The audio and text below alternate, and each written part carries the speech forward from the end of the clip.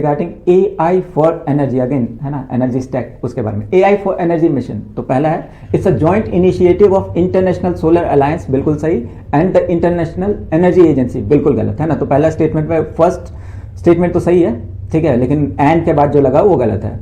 The mission uses GIS-based geospatial mapping to optimize energy infrastructure planning in rural and urban area. देखने से ही सही।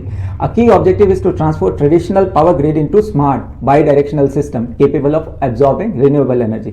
तो first statement गलत है और बाकी उसमें भी फर्स्ट स्टेटमेंट का आधा स्टेटमेंट सही है ना। तो इसमें पूछा आपसे हाउ मेनी ऑफ स्टेटमेंट है, तो जाहिर है 2। ओके, तो सॉल्यूशन बी है आपका।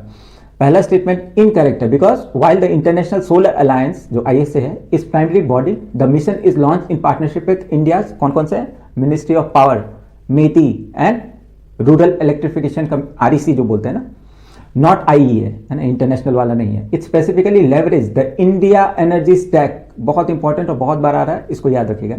स्टेटमेंट 2 करेक्ट है। Okay, the mission utilise geospatial mapping जो GIS बोलते हैं to provide asset level visibility.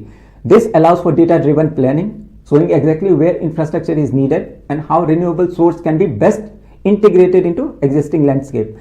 Option 3 भी सही है। Traditional grids are one way, है ना, power flow from plant है, plant से consumer की तरफ। To handle high level of solar and wind grid must become bi-directional, है ना, allowing prosumers, consumer who also produce, क्योंकि आपके पास solar plant है तो you are producing energy rather then consumer तो है ही आप, है ना, जो एक्स्ट्रा एनर्जी है you can send it back to the grid. Okay, उसको उनको बेच सकते हैं आप, तो फिर electricity back to the grid.